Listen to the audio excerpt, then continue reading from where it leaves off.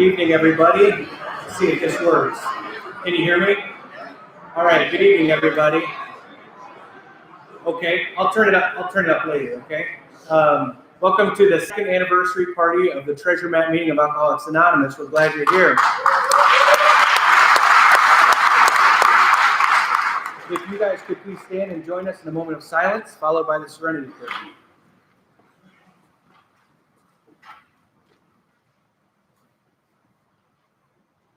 God, grant us serenity to accept things that cannot change, courage to change things that can, and wisdom to know this. All right, welcome to the Treasure Map meeting of Alcoholics Anonymous. This is an open speaker meeting of AA. We're glad you're here, especially the newcomers. In keeping with our singleness of purpose and our third tradition, which states that the only requirement for AA membership is a desire to stop drinking, we ask that all who participate confine their discussion to their problems with alcohol. The AA preamble: Alcoholics Anonymous is a fellowship of men and women who share their experience, strength, and hope with each other, that they may solve their common problem and help others recover from alcoholism. The only requirement for membership is a desire to stop drinking. There are no dues or fees for AA membership. We are self-supporting through our own contributions. AA is not allied with any sect, denomination, politics, organization, or institution, does not wish to engage in any controversy, neither endorses nor opposes any causes. Our primary purpose is to stay sober and to help other alcoholics achieve sobriety. So I'll give you a quick rundown. On your table, you should have some prayers here, 11-step card that was from Akron, the central office in Akron. If you don't, raise your hand and we can walk some around to you.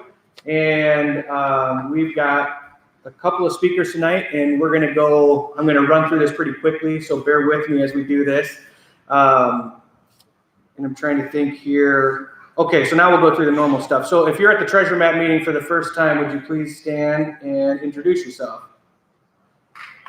All right, how about we skip the introductions, okay? Let's just give them a round of applause.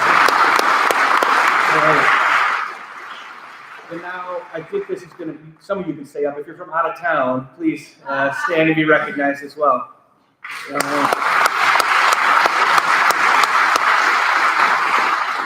Okay, thank you. And finally, if anyone is here at their first meeting of Alcoholics Anonymous, please stand and be recognized. All right, well, we're glad you're all here. We're going to have Lori speak first here after we go through this, and then we're going to take a quick break and do a raffle. So if you've bought raffle tickets, we'll do that at the break, and then then we'll have Clif give his talk after that. So if you could help me welcome Shannon from Sioux City to read how it works.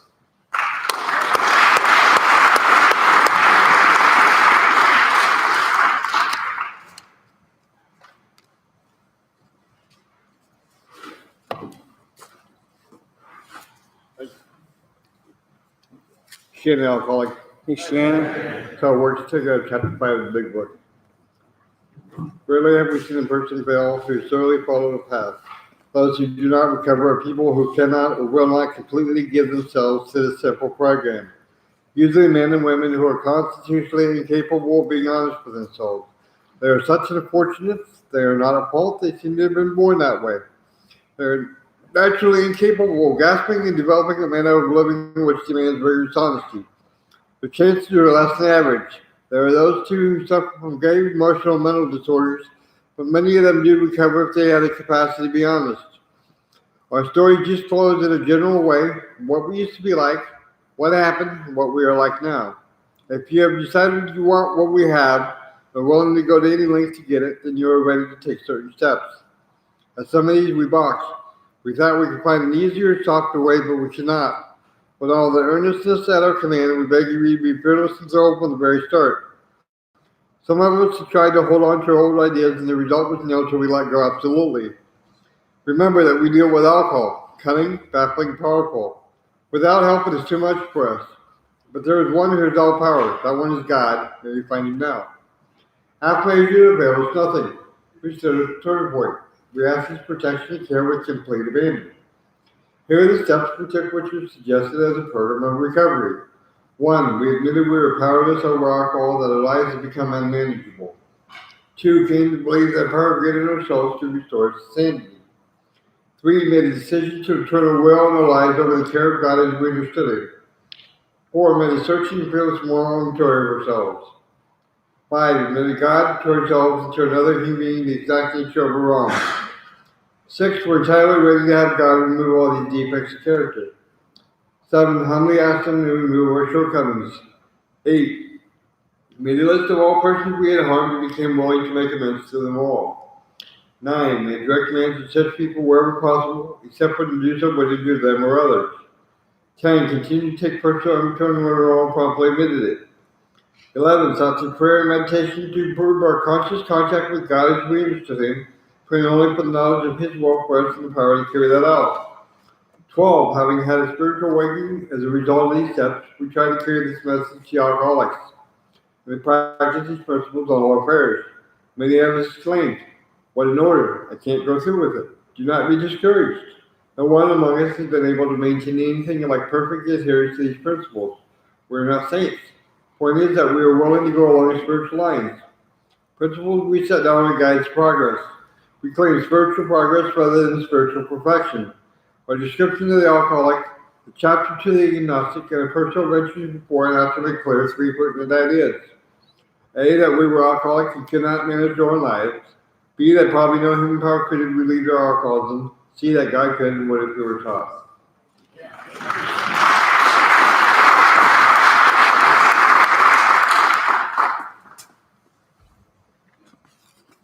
All right, thank you, Shannon. Now let's welcome Brett up here to read the 12 traditions. Brett's from Watertown as we pass the baskets. Thanks.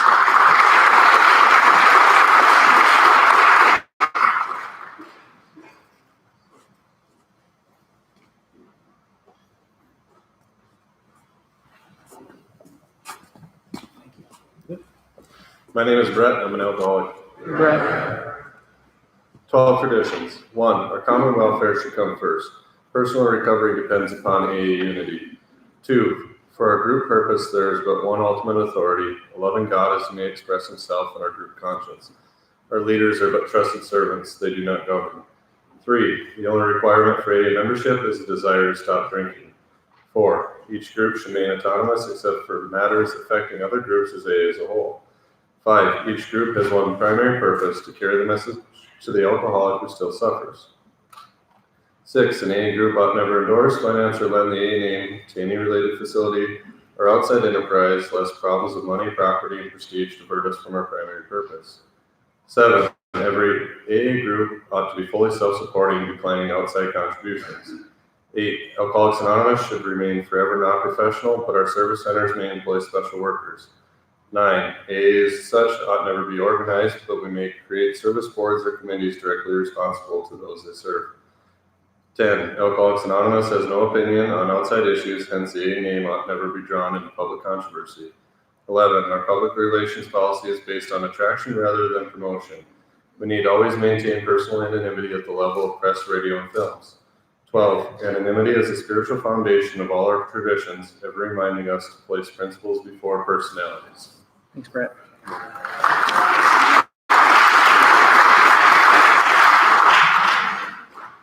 All right, thanks, Brett. We'll get some announcements at the break when we're doing the raffle, but in the meantime, I just want to introduce our first talk tonight, and they've traveled in from a long way away, and they almost didn't make it, and I'm sure they were praying that they didn't have to come to this weather, but we're grateful they are here. So I'd like to introduce Lori from Oklahoma City with Al-Anon Family Groups.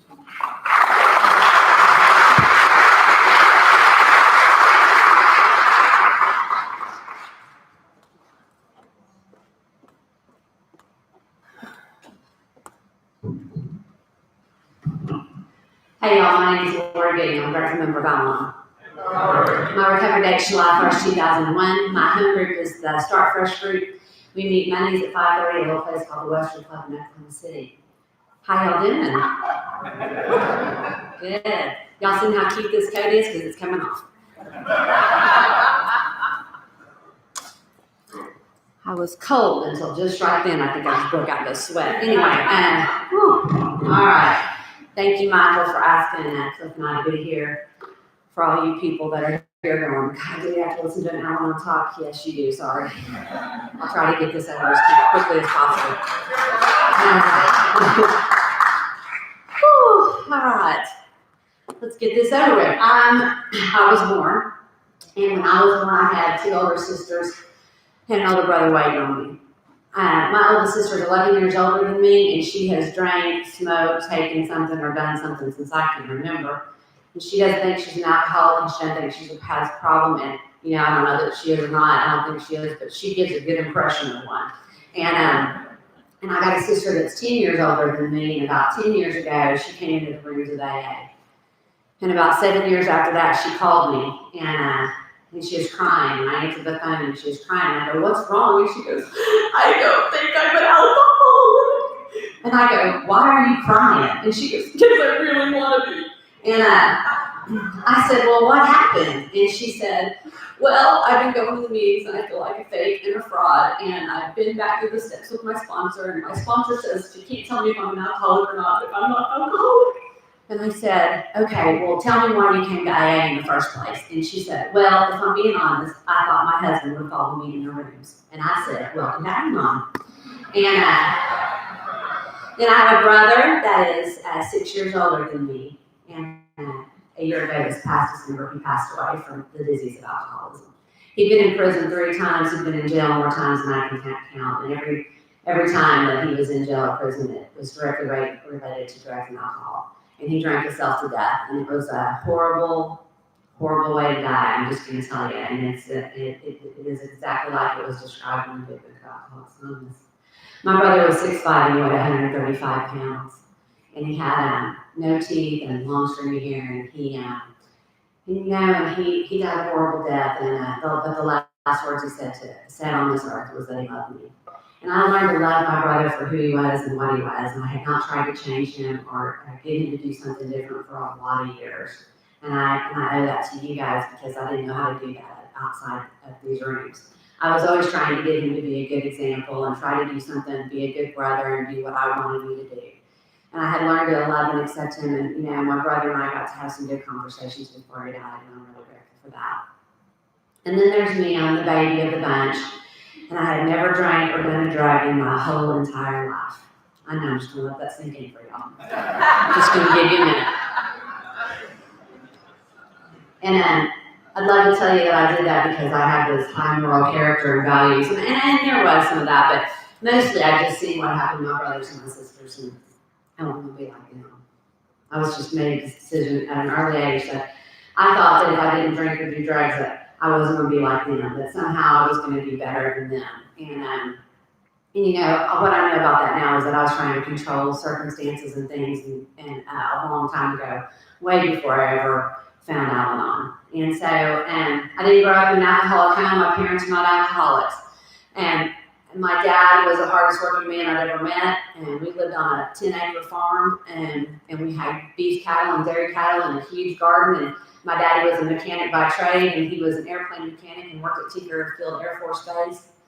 And during the day, and then at night, he was a mechanic. He came home and tended to all the cattle and the garden and all that, and he worked on people's cars at night. And he worked from before sunup to after sundown every single night. And he started the Trinity Bible Baptist Church in Choctaw, Oklahoma. And he was not a minister. Don't get me wrong, I was not a minister's kid. He is not a minister, but he was a deacon for the church and a song leader. And I'm told that we had church services in our home before that church was built. And so I grew up with a lot of values and a lot of good morals and all that. I mean, my parents were good parents. And we lived in this little town, and everybody in that little town knew us, and we knew everybody, and I loved everything about my life. And I had a great life growing up. I really did. And then I turned 7. And when I turned 7, my mom and dad got a divorce. And they kicked my dad out of that church we started. And my mom, my oldest sister, had already gotten married. And my other sister lived with us for about a year before she got married. And my brother went to live with my daddy. And my mom moved us to a suburb of Oklahoma City called Moore, Oklahoma. And I don't know if anybody knows about Moore, Oklahoma, or knows anybody from Moore, Oklahoma. So sorry. I hated Moore, Oklahoma. I'm so sorry. And I did. And the reason why I hated Moore, Oklahoma is because it was just so different from anything that I'd been used to. And my closest neighbor was a mile and a half down the road, and I could literally reach out and touch the house next door to me. And kids were mean to me for the first time. And I'd never had that happen. The only person that kind of given me a hard time or teased me was my brother. And kids were mean to me for the first time, and I'm going to tell you why. I was the ugliest kid in school. I'm going to tell you what I look like. If you would like to see pictures, my husband would be happy to show you on his phone. But here's what I look like. I had buck teeth really bad. And then I had these eye teeth that were growing out through my gums because my baby teeth wouldn't fall out. So I looked like a vampire bunny. And then I had a big nose. I got my nose fixed in my 20s, and my doctor said, your nose would look better on a man. I said, it does. It's my daddy's nose. And then I had these big, thick glasses, and I had to wear because I couldn't see 3 feet in front of my face. I was a tomboy, had long stringy hair. I was not very hygienic. And usually you found me in hand-me-down clothes or garage sale clothes. And so what I'm telling you is they had a lot to work with. And so kids did what kids do. And they teased me, and they called me names, and they tripped me going down the hall, and they threw things at me going home from school. And what that taught me was if you're going to hurt me, you're not going to get close to me. And so I had kept the wall up for a long time. I was a latchkey kid. I came home from school, let myself in, took care of myself until my mama got home. And that was not, and that wasn't too bad, but then what happened is my mom started going out on weekends. And at first it was no big deal. It was every other weekend and on a Friday night. And then it was every other weekend, Friday and Saturday night. And then it became every weekend, and it became every Friday, every Saturday, and then it became ladies' night. And she was just gone a lot, and she would leave me home a lot. And what would happen is it got so often that my mom would leave on a Friday to go to work, and then I wouldn't hear from her again until Monday morning, when she would call the house and tell me to get up and get ready to go to school. And that was just the way that it was. And people would say to me later on in my life, why didn't you ever say anything to anybody about that? Well, the reason why is because I didn't think there was anything wrong with that. I didn't know there was that was not what you were supposed to do to a little kid. And I mean, I was 9, 10, 11 years old. And I just kind of learned to take care of myself. And really what happened is my mom and I had switched roles in that family. I became a parent. And my mom's not an alcoholic. She went out, I'm going to tell you, she's not an alcoholic. She didn't go out to those clubs to get beer and to drink and to party. She went out to clubs to find him. And now I understand that now. At the time, I did not. Now, my dad, I'm a daddy's girl, I love my daddy. And so on the weekends, I would go to my dad's. And I loved going to my dad's. There was just one little problem. He had this girlfriend I hated. And every time we'd go over, I'd go to my daddy's house. We always went to her house and had dinner. And my dad had met somebody just like him. She was a hardworking woman, and they were always doing something on the weekend. They were tending to the cattle, or they were fixing the fence, or working on a tractor or a truck, or building on a room for the weekend, whatever. And I was just kind of there. I was just kind of around them, around my daddy. And she took a lot of his time, and I didn't like her at all. So, and what happened was when I was 13, my mom met my stepdad, and a few years later, my dad married that woman, and my mom married my stepdad. Within 2 weeks of each other, I was 13 years old. And my stepdad wanted to become the parent at our household, which I thought I had been doing a pretty good job, and was really not wanting to relinquish the title. But he thought that he could do a better job. And he was really strict with me. He really was. I had some really hard rules to follow, which was hard for me because I had not had any rules at my house, at my mom's house. I did at my daddy's house, but that was just on the weekends. But at my mom's house, I never did. And my stepdad was pretty strict. And I'm really grateful for him today. I really am. And I want you to hear that because he did a lot of good things for me. And he got me braces, and he got me contacts, and he took me to buy store-bought clothes for the first time in my life. And he taught me a lot of things. He really did. And I hated him at the time for a lot of the stuff that he was doing to me because he was so strict. But I'm really grateful for him today. I don't know that I would be here today if it wasn't for him. But I want you to hear that he really did a lot of good things for me because our relationship does not really end well. What happened was when I was 16 years old, I caught him watching me take showers through the skylight of the bathroom. And I went and told my mom, and she got up and she caught him coming down from the roof. And she said, what were you doing? It was 11:30 at night.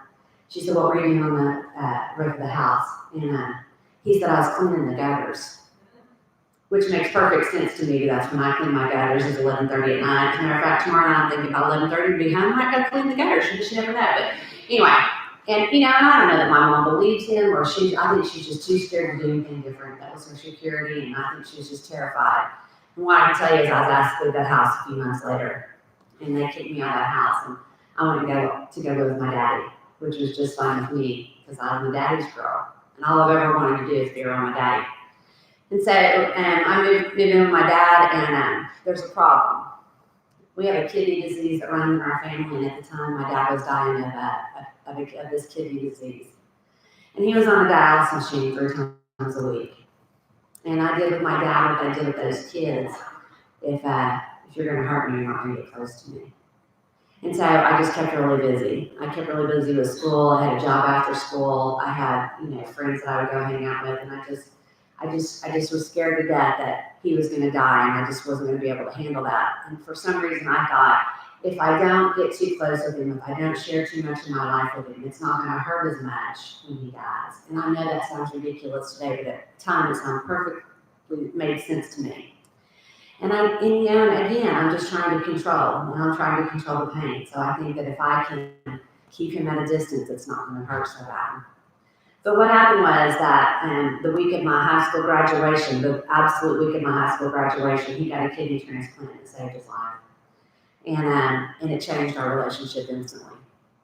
And I started spending more time with my dad, and I started having good conversations with my dad, and I started, letting him into my life. And, my dad was a lot older than anybody else's my age. My dad was in World War II. My dad, people my age, it was their grandfather's age, and he was my dad, and so he had a lot of stuff that I got to learn about him. And we had a great relationship, and everything was going good. And I was living at home. I was 19.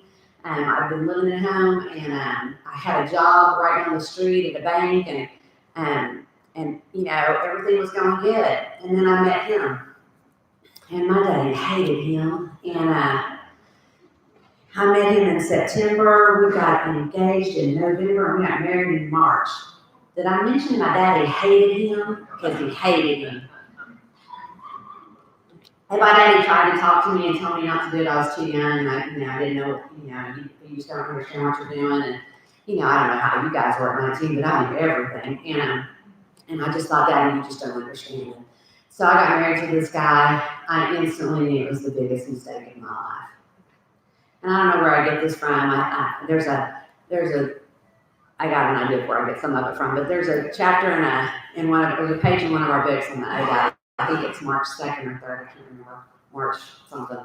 And it talks about a parent that they had learned these character defects from these parents, and that they had learned these, about not apologizing and not being wrong and stuff like that. And at the end of this deal, it says, I knew that these were learned behaviors that could be unlearned. And I learned some of these behaviors from my stepdad. I never apologized. I was never wrong. And even if I was not going to admit it. And I just don't make mistakes. Thank you very much. And so my stepdad was like that. He just was like that. He never apologized. He never admitted he was wrong. And so I'm married to this guy. I instantly know it's the biggest mistake in my life. But if you're somebody like me, you don't want to hear I told you so. You can't see, this is what I was talking about. So I just think I'm just going to show them. I'm just going to pull through. We're just going to work through it. And so that's what I was trying to do. And I stayed married to that man for 8 years. We had a little boy. He was the only reason I came home at night. We lived in a little town about an hour from Oklahoma City, and I was working a job in Oklahoma City. And I was looking for a way out of my marriage. And really what I was looking for is I wanted a way out of my marriage, and I wanted it to be all his fault because I'm never wrong and I don't apologize. And that's what I was looking for. And I don't know where I get this, but I have this list in my head of the reasons why you can get a divorce. If you're interested, these are the only reasons. They have to beat you. He didn't do that. They have to cheat on you. He didn't do that. He has to be an alcoholic. He wasn't. Had he been, we might still be married, actually. But he wasn't any of those things. And I don't know where that list comes from. I have no idea. But those are the only reasons in my head why you can get a divorce. And he didn't meet any of those. And so I'm trying to figure out. Now listen, there was a lot of other things wrong with that marriage. I guarantee you. But I don't know where that comes from. But those are the only reasons. And so one day I'm working at a bank, and my way out of my marriage comes walking through the door.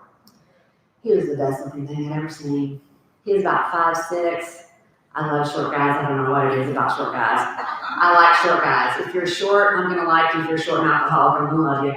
But 5'6", he had dark brown hair, he had baby blue eyes, it's perfect teeth. He had this olive complexion, and he always dressed to the nines. He was the attorney for the bank. He was on my board of directors, and he was on my money purple committee. And every time he'd walk in the bank, all the girls would giggle and bat their eyes and smile, and all the guys would pat him on the back and shake his hand. And I would like hide from him because I could not form a sentence around him, which has not happened before or since, by the way. And one day he asked me to bring a file down to his office, and he took me to lunch, and that was it. I started dating him, and I left my husband. And I did that in that order. And I need to tell you that because I lied about that to a lot of people for a lot of years. I'm not proud of that. I don't recommend that. I hurt a lot of people by being selfish and doing that, but that's what happened. But I would lie about that because, again, I'm never wrong. I don't make mistakes, and I don't apologize. So when people would ask me, hey, were you seeing him before you got a divorce? I would say stuff like this. Oh, no, we were separated long before I started dating him. We were separated. He was in the garage and I was in the kitchen. We were separated. Or I'd say, oh, our marriage was over long before I started dating him, which actually was the truth. My husband just did not know it. And so, but that's what I say because I can rationalize and justify anything. I always make it sound better than it is. I promise you. I promise you. I was never in the wrong. Again, I'm never wrong. I don't apologize. I don't make mistakes. That's how I live my life. And I don't know where that comes from, but that's the way I've always been. And it just got worse as I got older. And so anyway, so I started dating this guy. I divorced my husband. It was an ugly divorce. It was not pretty. And I'm dating this guy, and he's crazy. And I've never been around anybody like him. I mean, he's crazy. And he would like embarrass me. We'd go out to dinner. He'd just say whatever was on his mind. There was no filter. But we had a lot of fun. I mean, we had a lot of fun. No matter what we did, we had fun. We had fun watching TV. We had fun shopping. We had fun talking on the phone or watching movies or whatever. Whatever we did, we had fun. But he was crazy. And he was wild. I mean, I'd just never been around anybody like him. I'd never seen anybody that just had no filter. And you know, but we had a great time. And you know, he was just like my first husband was so mild and laid back and easygoing, and this guy was crazy. It was kind of like being married to a minister and now dating Satan. And so Satan and I are going out, and I realized that he doesn't sleep very well for like days at a time, and then he sleeps for like days at a time. And I'm curious about this, so I asked him. I go, "Why do you not sleep?" And he says, "Oh, I have a sleeping disorder. I've had it since college." And I said, "Well, you know, we need to figure that out. We probably need to get that fixed." And he goes, "Oh, I've been to doctors. They can't figure it out." Now, let me just tell you something. If you say that to somebody else, normal, that may not be a big deal. You say that to somebody like me, it's a challenge flag. It is, we are going to fix you. I'm going to figure it out. You have not asked the right people. So what I do is I start watching and I start figuring it out because I'm a figure outer. And so there's not a problem that cannot be solved. Is my motto. And so I start watching him, and I start, you know, asking questions, and I'm trying to figure it out, and nothing seems to help. And you know, I'm pretty sure there's something going on. And so I did what anybody with any rationale would do. I move in with him because you have to watch them 24/7. Because I'm pretty sure he's drinking too much Dr. Peppers and coffee, and you know, I'm sure his sleep routine is just out of whack. And maybe if we get that going, we're going to be all right. And so I move in with him. And when I move in with him, I'm looking and still trying to figure it out and trying to figure out what's going on. And then we start having problems. You know, he gets a little irritated with the questions, and we start having arguments. And at first, it's no big deal, just a few arguments. You know, just a little back and forth. And then I'm sorry, I didn't mean to be so short with you, and you know, I promise you this is nothing. And you know, and then as we go on, they start getting worse and worse, and you know, we start having fights, really heated fights. Now listen, it's not like there has not been people in my life that have been trying to warn me about things. I'm just going to tell you, but I just couldn't hear it.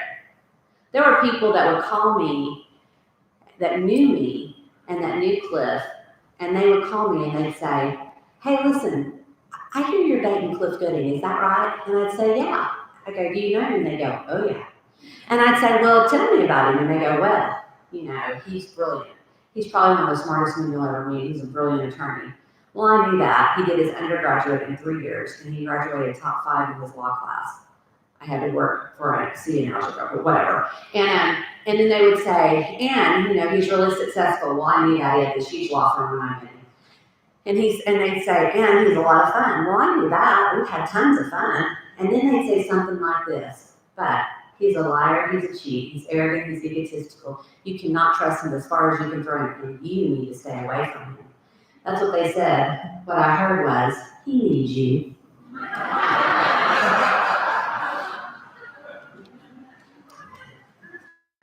So, we get in a huge, gigantic fight at some point, and I leave, and I kept my apartment for a while, and I left and went back to my apartment, and he called me up after about 2 or 3 weeks, and he said, listen, you know what, we really need to get this worked out. I think we should go see a counselor. And I said, I think that's a great idea. Now, I've never been to a counselor before, but I thought that was a great idea. And he said, okay, he goes, I'm going to make this an appointment. I said, okay. So he called me the next day, he goes, listen, he goes, she wants to see you first by yourself. And I said, okay. And so he makes the appointment, and he tells me where to go. I'd never been to a counselor before. I'd never been to any kind of family therapy or anything like that. I don't know if any of you guys have ever been to a counselor. My suspicion is that you have, but anyway, but I went to this counselor, and I don't know what they did here or what they did where you went, but here's what they did here. They gave me this intake sheet to fill out. And it had questions on it like this. Have you ever drank more than 2 or 3 drinks at a time? Have you ever abused prescription drugs? Have you ever taken illegal drugs? Have you ever smoked marijuana? Have you ever had more than 2 sexual partners at a time? Have you ever dressed promiscuously? I am checking no as fast as I can check no, thinking, who comes in here? I mean, seriously, I just need some relationship advice. What is all this? So that counselor comes out, and she gets that intake sheet, she looks at it, and she looks at me, and she goes, give me about 10 minutes, I'm going to go over this, and then I'll come back out and we'll talk. And I said, okay. And it seemed like she had barely walked in that door before she turned right back around, and she goes, well, looks like the only thing said about you is that you're dating Clif Gooding. Let's talk about that. That's what she said. What I heard was, see, it's him, it's not you. See, he's the problem. So we started going to this counselor, and it seemed like it was going okay for a little bit, and then it started getting rocky again, and we'd start fighting again. And then it'd get a little smoother, and then it'd get a little rocky again. And then he convinced her that he was bipolar, which made perfect sense to me because he had these high highs and low lows. And so she gave him medication for that. And so he was taking the medication, and it seemed to smooth out for a little bit, and then it got worse. And when I tell you that we had these fights, I don't mean like we had these little arguments. I mean we had screaming, yelling, horrible fight matches. And we had 2 little kids at the time that was with us on weekends and in the summers. And those 2 little kids got to witness all of that. Our kids had heard us say and call each other names that I wouldn't call my worst enemy today. Those kids have witnessed their parents say and do things to each other that nobody should ever have to see another human being talk and do to another human being, much less their own parents. We have screamed and yelled and cussed. We have thrown things. We have had horrible, awful fights. And those kids were right there for every bit of it. Those kids have heard us say things to each other I wouldn't call my worst enemy today. They said they were front and center for every bit of it. Clif's not a violent man, but on one particular night, we got in a huge, gigantic fight. I cannot tell you what it's about to this day. I cannot tell you what it was about. But he grabbed me by my hair, and he was pulling me down the hall. And I'm kicking and screaming and slapping and kicking and fighting. And I'm just going to tell you I did just as good as I get, just so you'll know I'm not a victim here. And my little 8-year-old boy comes out of his room, and he is crying, scared to death. And what I say to him is, go back in your room.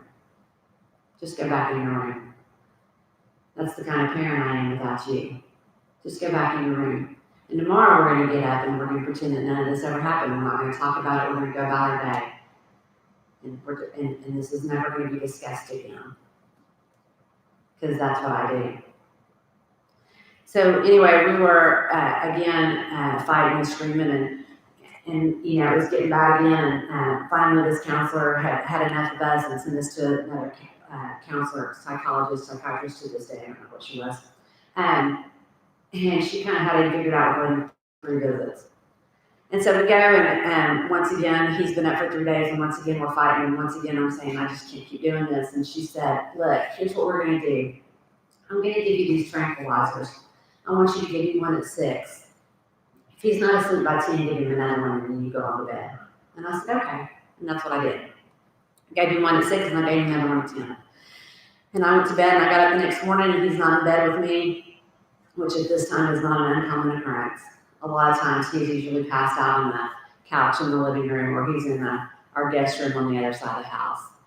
On this particular morning, I got up and he was in the mother-in-law room in the guest room on the other side of the house, which again is not uncommon. But I went to go open the door, and when I did, he had barricaded himself in there with a love seat. There was a love seat shoved up against the door, and then the other door that led in from the bathroom was locked. Which, by the way, is no barricade for people like me, and we can get into anywhere at all. Anyway, and so I bust in that room. I mean, seriously, Fort Knox we could get into if you tell us there's a drunk in there, trust me. Anyway, so I break in on the room, and he's passed out, and empty, and next to the bed is an empty bottle of wine and an empty bottle of vodka. And up next to the bed, where he has pulled up a TV on the end table, on top of the adult videos that had ran out, there was a little clear package with some white substance in it. And that's how I found out what was going on. People would say to me, oh, you were in denial. I go, no, just stupid. I wish I could blame denial, just an idiot. And so I hid him as hard as I could hit another human being. And he bolted up out of that bed, and I shook that package at him, and I said, what the heck is this stuff? Those are not my exact words, but I am from a podium. So I said, what the heck is this stuff? And he bolted out of bed, and he looked at that package, he looked at me, he goes, I don't know.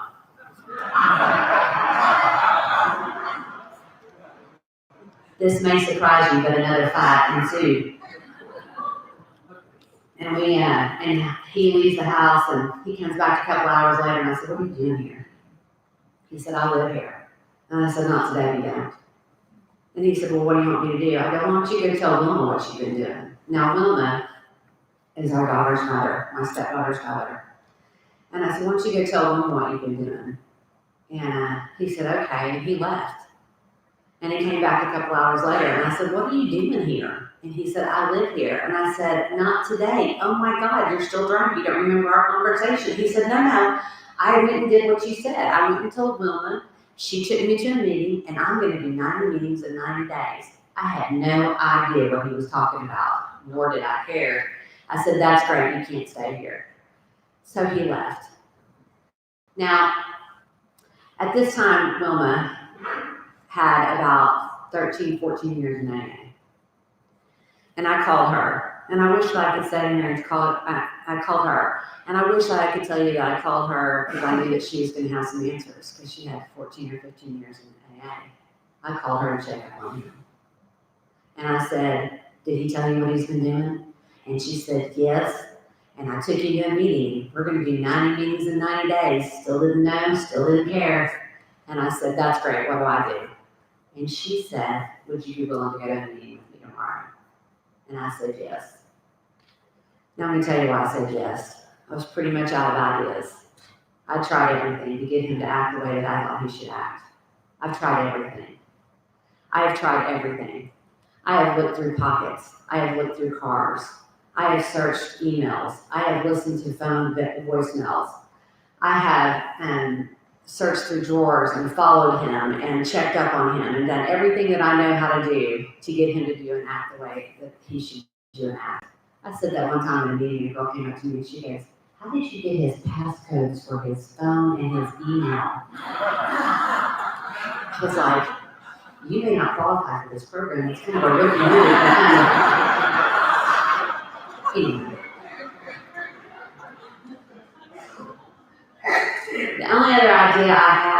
was I was going to have to kill him. And I'm still convinced to this day one of the worst things that can happen for untreated Al-Anon people like me is for us to watch too many episodes of 48 Hours Mysteries and Forensic Files. Because we have claimed your death so many times you have no idea, and we're pretty sure we can get away with it. We're not embarrassing those people on TV. And so, so I thought, well, before I kill him, I'll go to a meeting. What's it going to hurt, right? So I did. She took me to my first meeting, and she took me to my second meeting, and she took me to my third meeting. I don't know how you guys got here. I got here with the ex-wife. And so I started going out on. And about 45 days later, Clif relapsed. And he came home and I said, "You've been drinking." And he goes, "No, I haven't." I go, "You've been drinking, you've been using." He goes, "No, I haven't." I go, "We're going to do a drug test." And he was like, "You're being awful harsh." And so I once again asked him to leave the house, and once again he left. And once again I called Mama. And she said, "I think we should probably get supervised visitation with our children. I think we should go see an attorney and get that done." And I said, "I think that's a great idea. And I wish I could stand here and tell you that I did that because I needed to protect my kids. I did that to punish him. I did that to punish him. I'll show you. Let's see what happens when this happens to you. I didn't do that to protect my kids at all. I just wanted to pay back because I'm a punisher. I love to punish." So the next day we go to this attorney who happens to be in AA. And she said, "Well, do you want a divorce?" And I said, "No, I don't want a divorce." I said, "I've done that before. I know how to do that." She goes, "Well, what do you want?" I go, "I just want him to be okay." She goes, "Well, if that's true, if that's really true, what you need to do is you need to go home and you need to talk to him and you need to tell him what you're willing to do and what you're not willing to do. And you need to be very matter of fact about it." And she said, "But you don't say anything you don't mean, and you don't mean anything you don't say." And she said, "But when you're doing that, when you go to talk to him, you need to be very calm." Now I'm just going to tell you, there are 1,000 adjectives that can describe me. Calm ain't making the list. I've never seen calm in my life. I don't know what calm means. I don't know what that is. Nobody to this day has ever come up to me and said, "You know what I like about you, Lord? You're just so calm." I mean, it just doesn't happen. And so I didn't know that. I didn't know what to do with that. But the only thing I knew, I've been going to Al-Anon for 45 days, and the only thing that I knew out of 45 days of meetings in Al-Anon was the serenity prayer. So I had a really good job at the time, and I was in my car a lot, and I just drove around that day, and I bet if I said it once, I said it 500 times. I just said the serenity prayer over and over again. And then I called him and asked him if he could meet me home. I wanted to talk to him, and he said, "Sure." And when I came in the door, he was in our son's room. He had the computer on, the TV on, and had his back to me, and I asked him to turn off the TV and turn around and face me.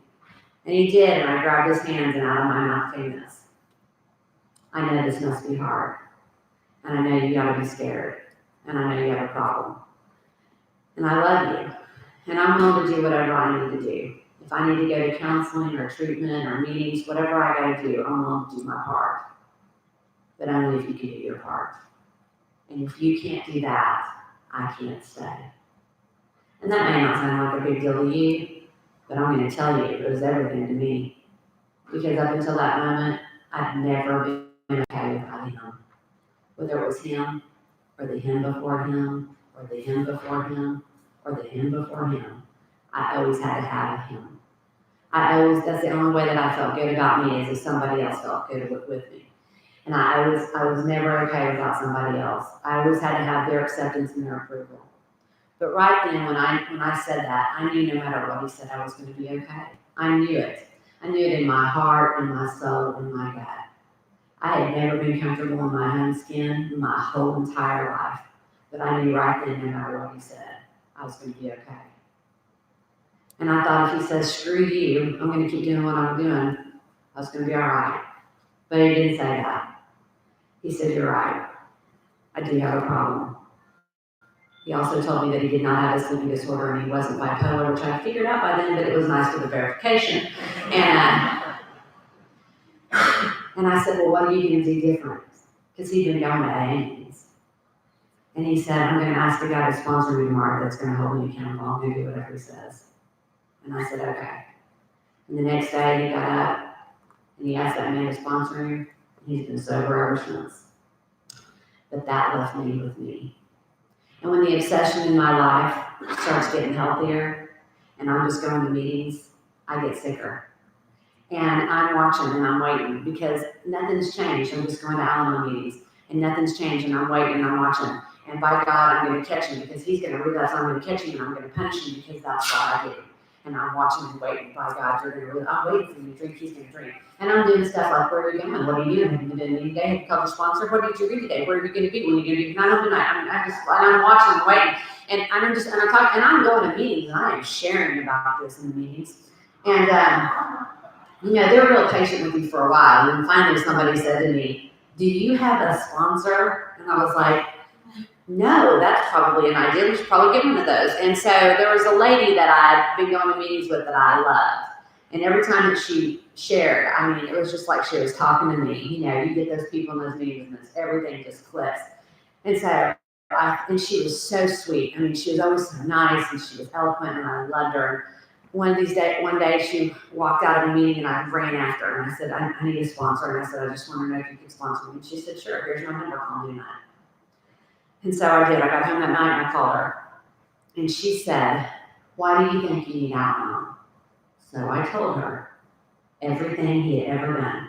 He did this and then he did that and then this happened and I caught him with this and I went on and on and on. I don't know for how long. I don't know if I stopped or took a breath, I'm not really sure, but she finally got in there and she goes, well, now we know he's not the problem, you are. Let's talk about that.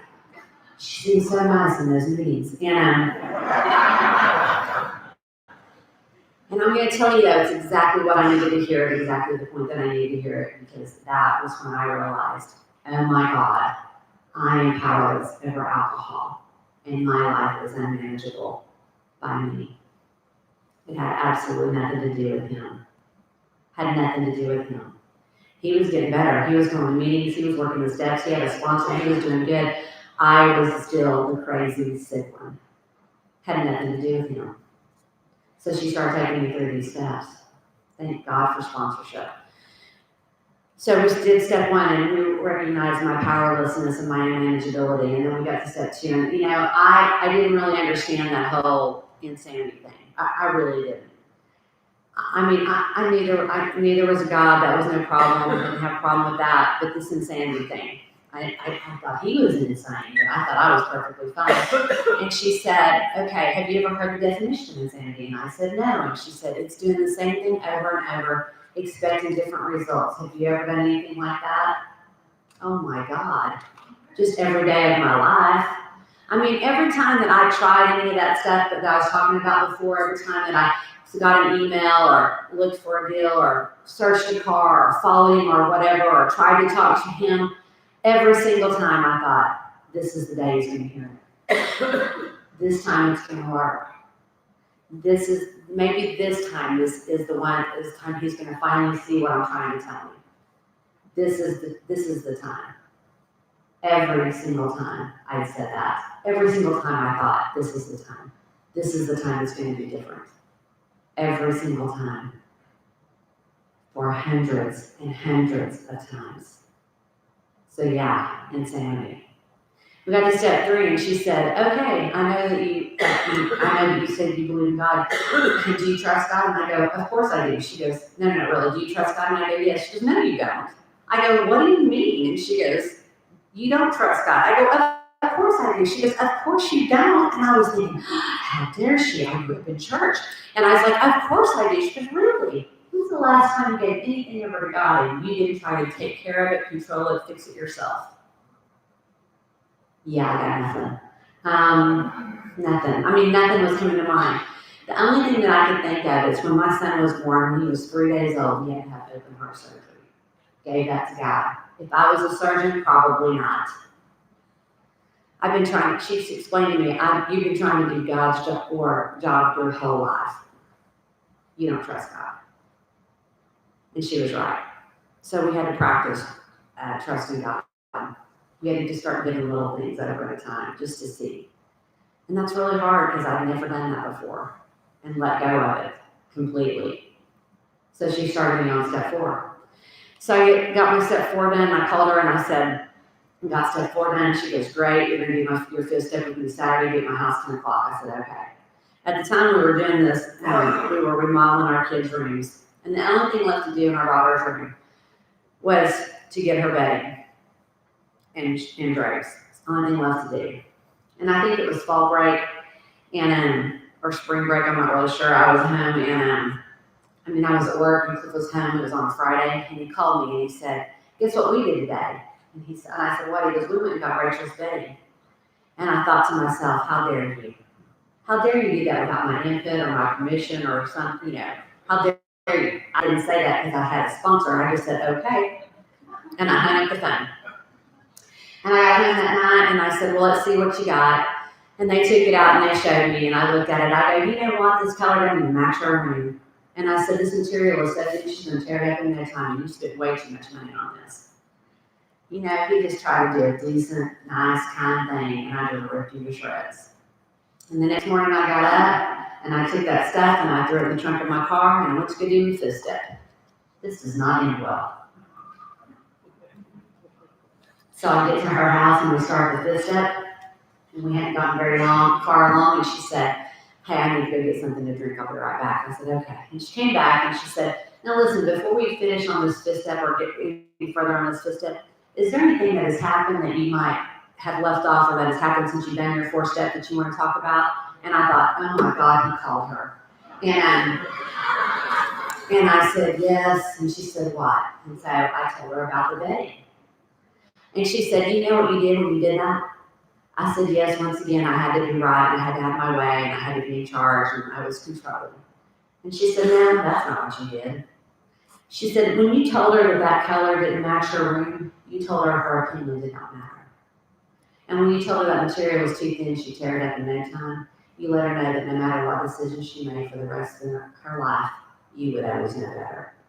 And when you told her it was too expensive, you told her she wasn't worth it. You see, those are the exact nature of my wrongs. It's not the big stuff that I can see. It's those little things that I do to people every single day in my life that cause the damage. And I've been doing it to everybody in my whole life, everybody around me. You see, I always thought that I knew better. I always thought that I was the authority on everything because I'm never wrong. I don't make mistakes, and I don't apologize. And so I was the authority on everything. I had the audacity to believe that I knew what was better for everybody around me when I didn't even know what was good for me. But that's the damage I've done. And I don't even see it. I never gave it a thought. And I've been doing it every single day of my life to everybody I've ever met, and especially to the people that I love the most.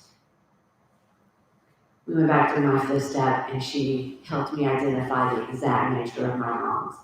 In every relationship, with everything that I had said and done to people, how I treated them, how I talked to them, and what the messages were that they got.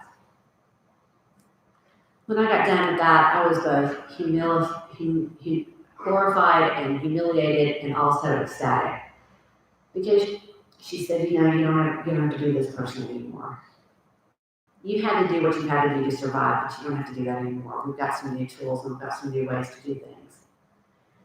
And I left there and I went back home to that little girl and I told her what I'd done and why I'd done it. And I apologized to her and she cried and I cried and then she said, that's not what I wanted anyway. And but we took her and I let her pick out whatever she wanted. She sent me home to do 6 and 7. I reviewed, made sure I didn't leave anything out.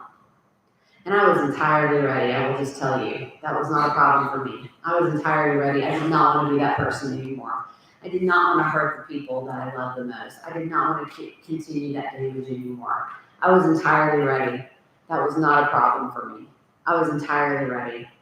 We made a list of my defects of character and went over that. And I asked God to remove them.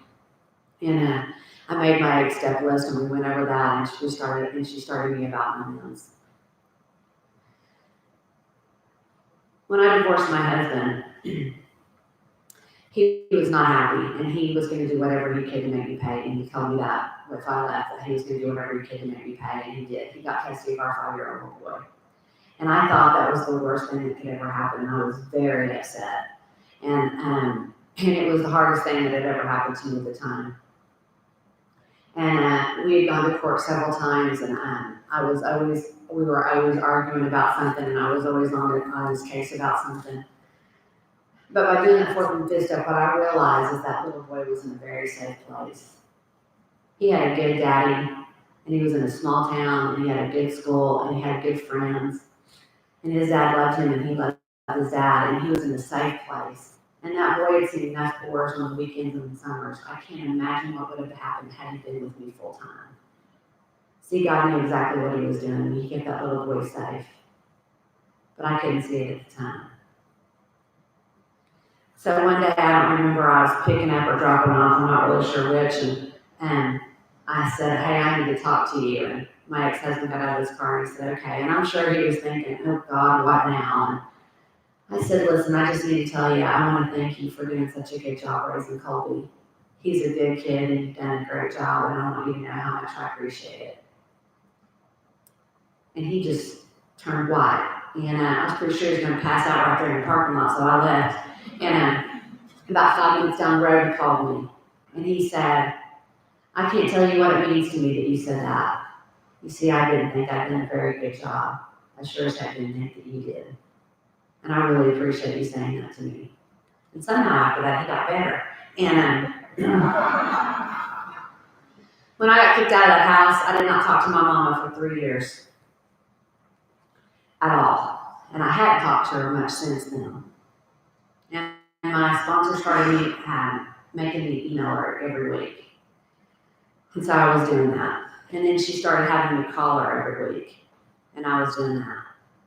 And I don't remember how long I'd been doing that. But one day I was on the phone with her and she brought up how she raised me and what happened to me and how she had treated me.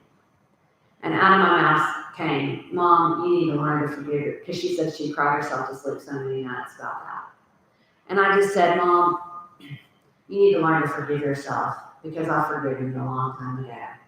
And it was the truth. And I can't even tell you how that happened. Because I had been resentful towards that woman for a long time. And you know, I had other amends. I had to make amends to my brothers and sisters. And I had to make amends to, you know, my kids and my husband. And I finished all those. I did all those. And I do a 10th step each day. And I love the 11th and 12th step. I love prayer and meditation, and I love the 12th step. How it says, having had a spiritual awakening as a result of these steps, which is a promise. That's a promise. Having had a spiritual awakening as a result of these steps, we try to carry this message to others in our program because we try to carry it to the alcoholics. Y'all listen. Carry this message. And to practice these principles in all of our affairs, which I think is key. I think that last part is huge. I think that is huge. Because it says in all my affairs. That doesn't mean just when I'm in a meeting, or working with a sponsee, or talking to my sponsor. That means in all my affairs. That means that if I go buy a brand new pair of shoes, but I can't pay my electric bill, I'm not practicing these principles in all my affairs.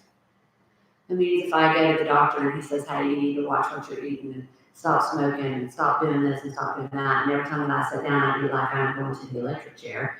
I am not practicing these principles in all my affairs.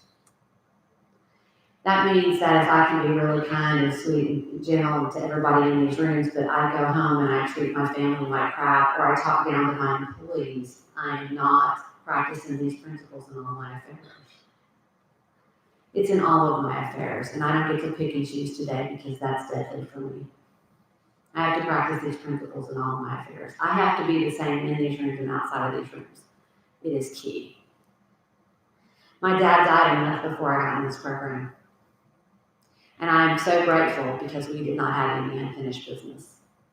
I'd said everything that I needed to say to my dad, and he had said everything that he needed to say to me. And I know that that's not everybody's experience, but I had been a good daughter to him. And he'd been the best dad that he could be to me. And the last things that we said to each other was that we loved each other. And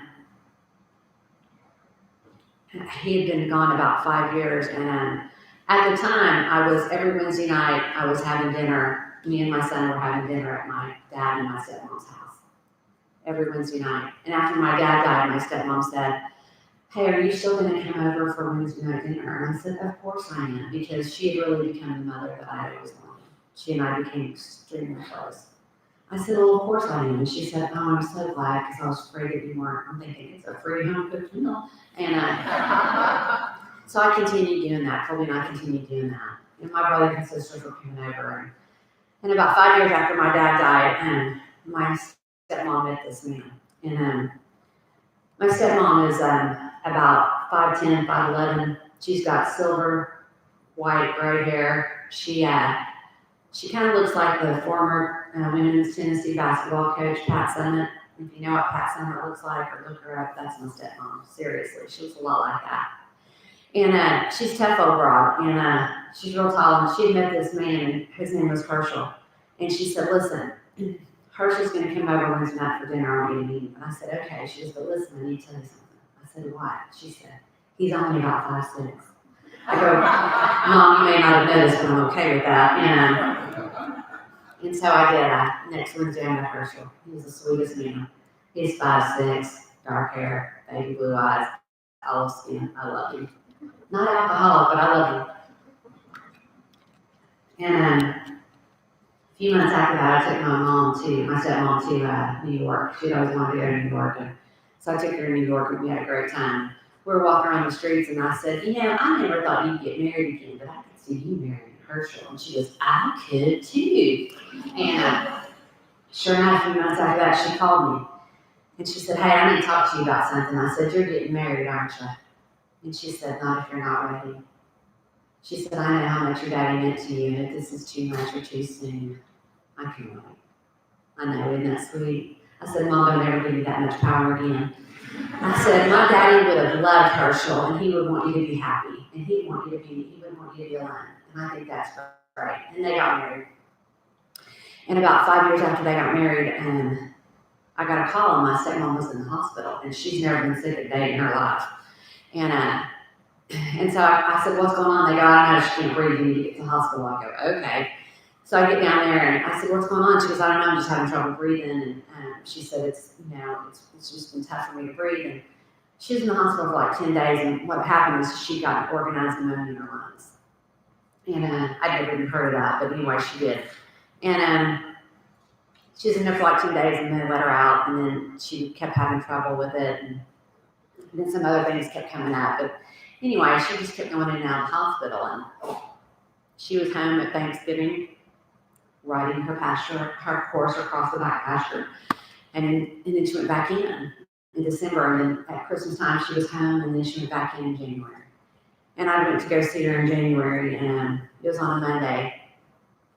And I went to see her, and I'd been there a couple of hours, and she's doing really good. They had taken her off the full oxygen, just had a little nose cannula in, and we were talking, having a great time. And it was about 5 o'clock, and she said, "Hey, don't you have a meeting to go to?" Because she remembered my home group met at 5:30 on Mondays. She had come to hear me speak before, and she knew all about A and Al. She loved Clif Gooding. He could do no wrong. And anyway, she'd always pick him over me, I promise you. But anyway, and she had seen the changes that happened between Clif and I, and she loved who we are and what we had become. And so she said, "Don't you have a meeting to go to?" I said, "Mom, I could miss it tonight." And she said, "No, you need to go." And I said, "Are you sure?" She said, "Yes, you need to go. I'm fine." And I said, "Okay." And so she said to me what she says to me every time that I leave her: "Don't forget, I love you. I won't. I love you too. Remember, I will." Been saying it for years. And so I left. It was on Monday. At that time, Clif and I had been going through some things. I kicked him out of the house. He was about 9 years sober when I kicked him out of the house. I don't know if you all heard about it up here. It was big in the South. Clif became the sheriff of AA. Oh, you have heard. Okay. And so, and he became a man I did not recognize. and he was telling people how to do it and how they shouldn't do it. And if you weren't doing it the way that he said, then you weren't doing it right.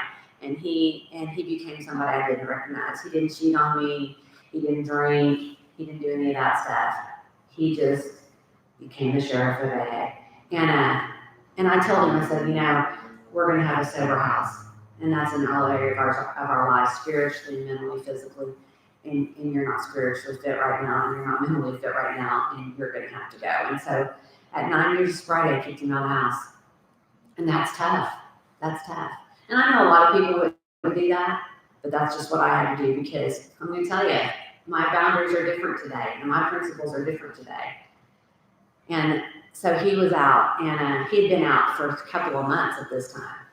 And it was the week in January, and I'd seen he'd been working with this sponsor, and he had been living with a guy in AA, and I could tell that he had really made some progress. And so I was ready for him to come home, and I talked to my sponsor about it, and she said, okay. She goes, well, just call him. If you're ready, let's get him home. And I said, okay.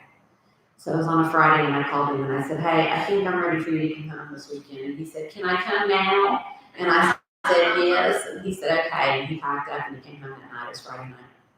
And the next morning we got up, and I had gotten up and ran with some friends of mine, and we ran 6 miles. We were training for something. I don't know what it was. I don't even remember. I don't do that anymore because the NBA's returned. And then we went to a basketball game in Stillwater, Oklahoma. And then we came home, and we were going to dinner and a meeting at Allison Friends. And I said, listen, I just need a 15-minute power nap, and I'll be good to go. And he said, okay. And I laid down, and as soon as I laid down, my phone rang. It was Herschel.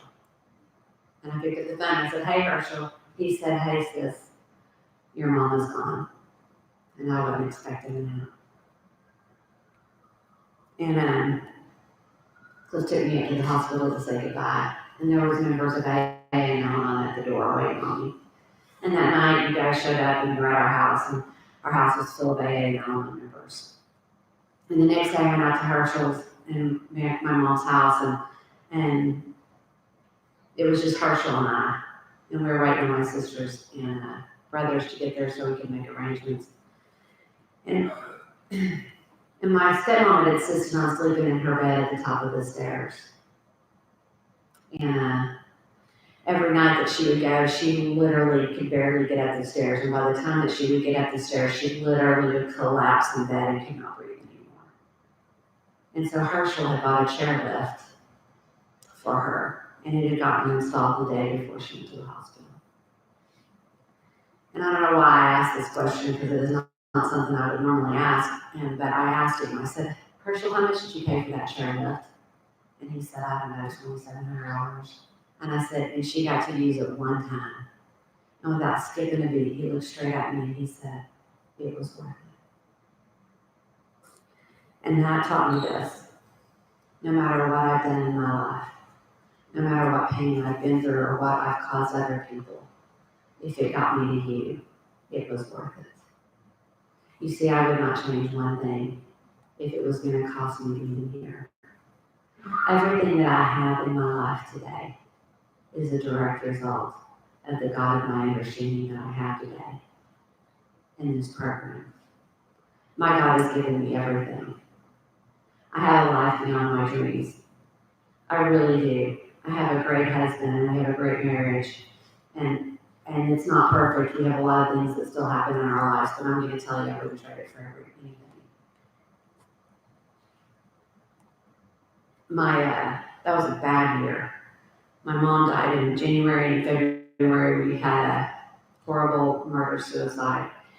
In March, we had to move our offices 6 floors. We had like 2 weeks notice. And then in April, my son wrecked his truck, and he was fine, but he wanted me to give him the insurance check, and I wouldn't do that.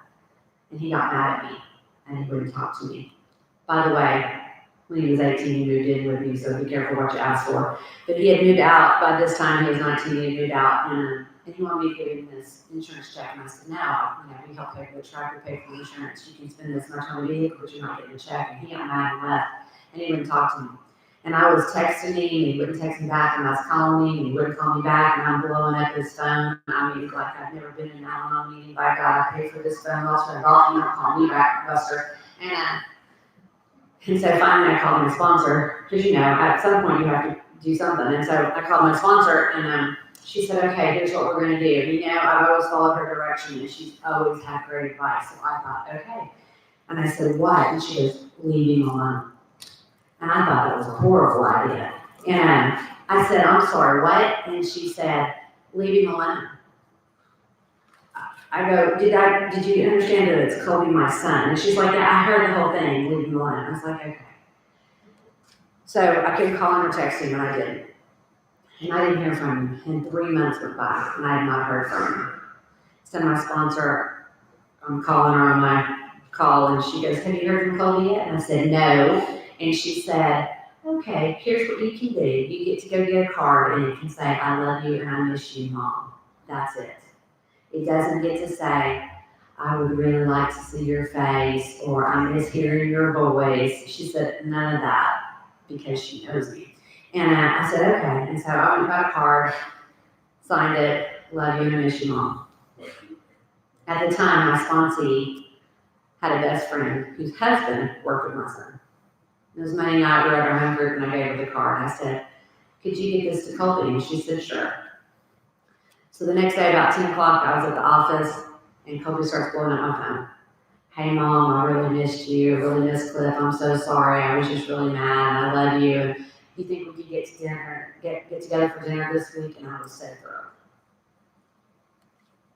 So I called my sponsee. I said, so, you got Colby that card? She goes, no, it's still in my car.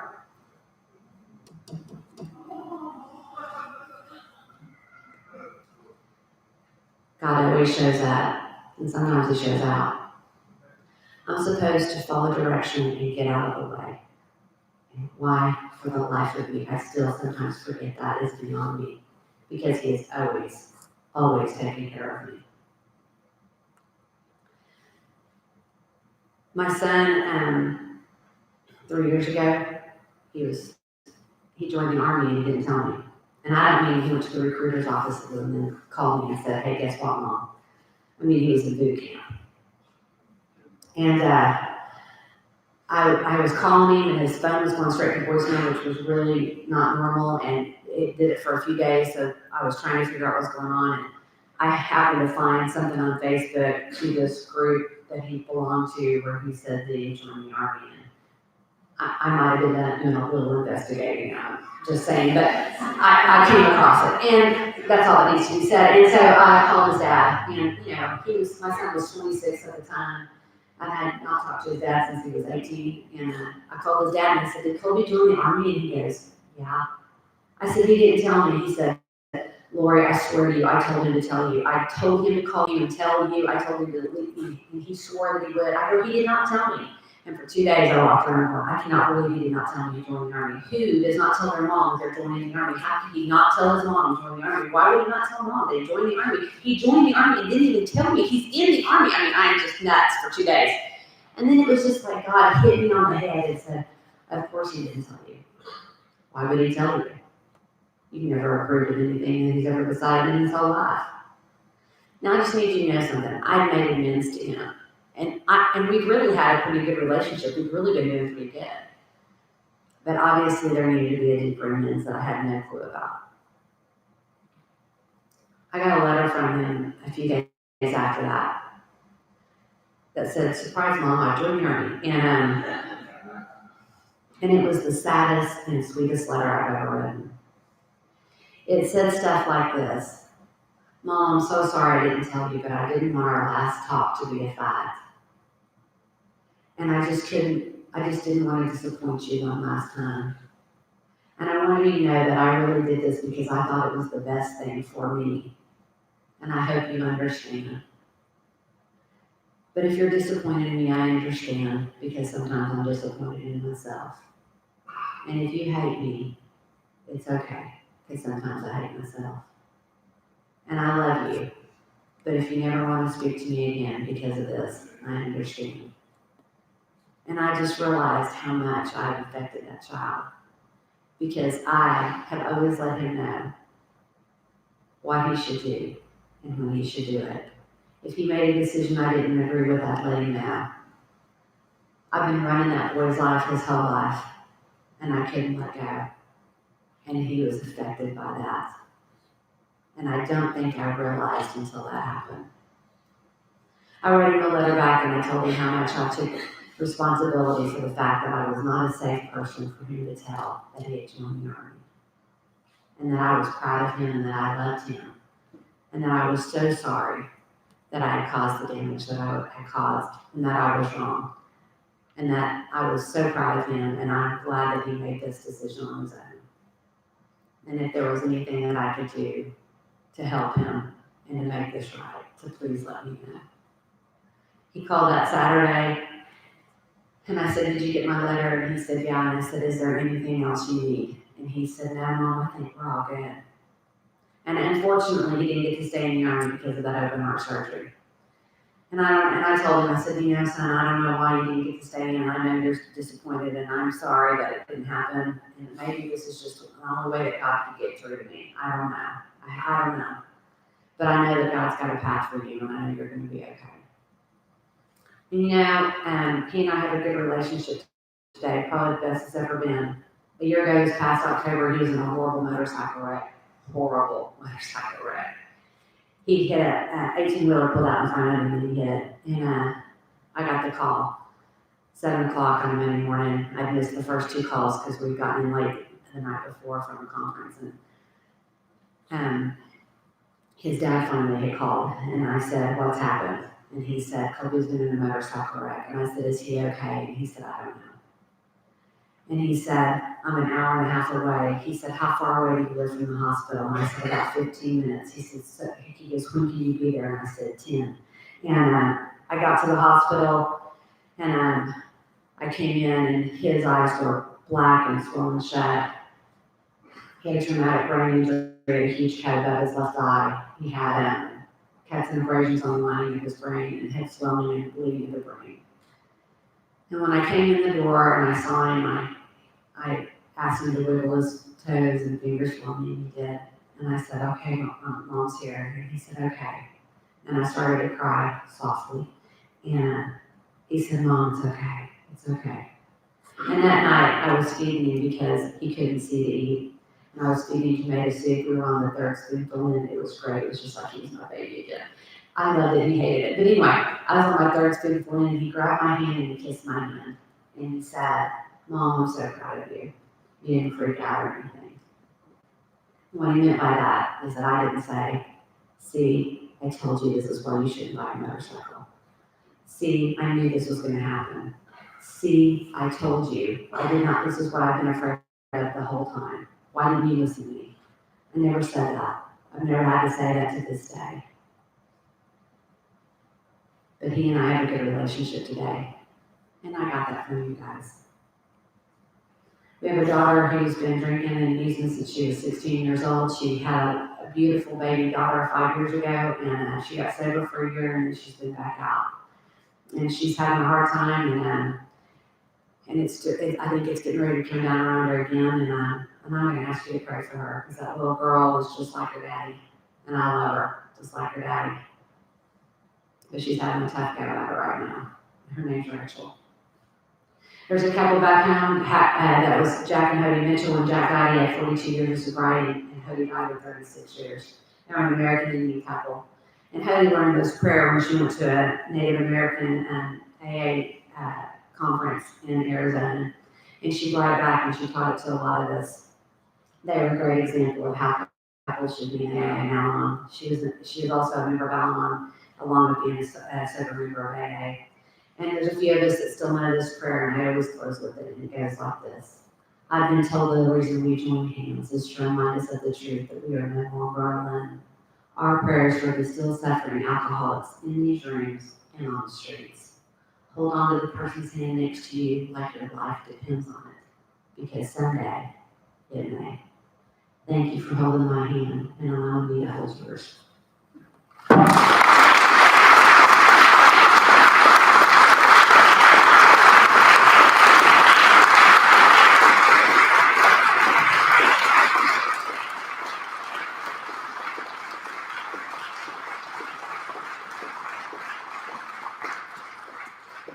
Thanks, Lori. We're going to take a quick 5-minute break and we'll come back and do Clif. Thanks.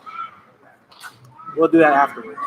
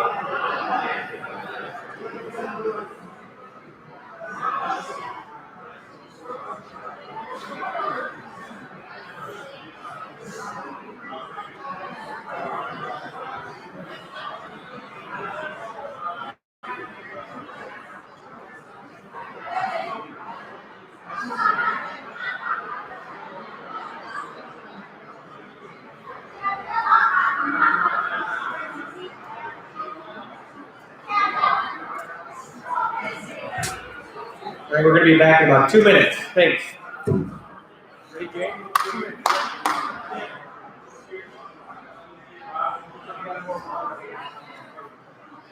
I like it's got a little stand right here.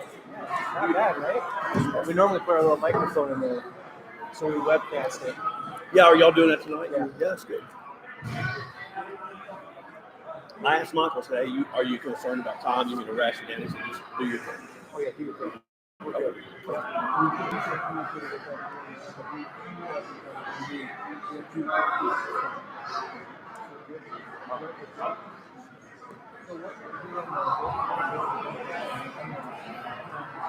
sold my stock in the bank after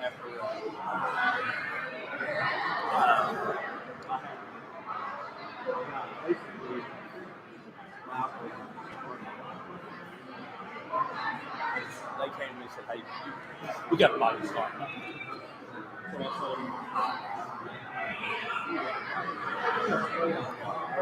They were, yeah, right. They just didn't need me be embarrassing. That's okay. I mean, I was all right.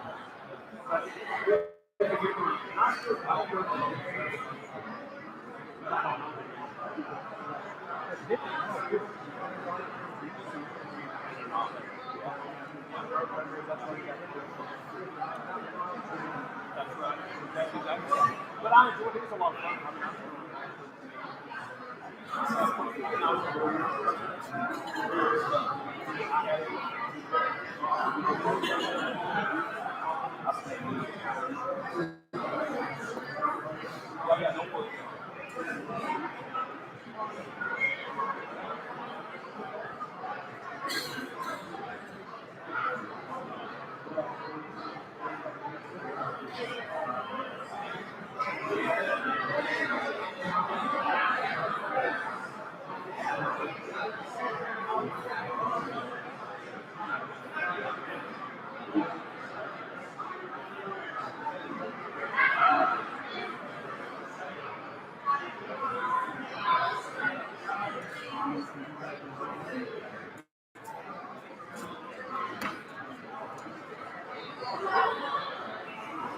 Yes, sir.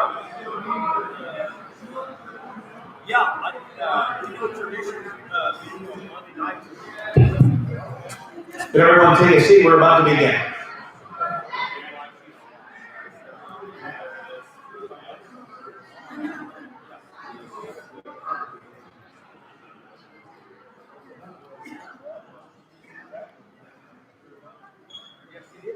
So a couple things, just some housekeeping stuff.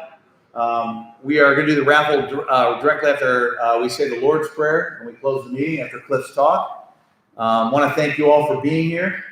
I want to say two things really, really quickly. First of all, if you're new to Alcoholics Anonymous, welcome. If you're looking for a home group, we would love to travel this journey with you here at the Treasure Map Group. We meet every Thursday from 7 to 8:30. If you're looking for people to hang out with, have coffee, answer your questions, share some literature with, try to figure this thing out. That's where you're sitting tonight. We're glad you're here and you're welcome. We love you, and we would be honored if you'd let us do that with you. If you're here tonight and you've been around a while and you think to yourself, this is my last meeting, I'm giving up. It's just not working, right? We put on the face and we say all the right things and we smile with all the right people and we put our hand out and we drink coffee and we laugh, and inside we're dying. If that happens to be you tonight, we're glad you're here too.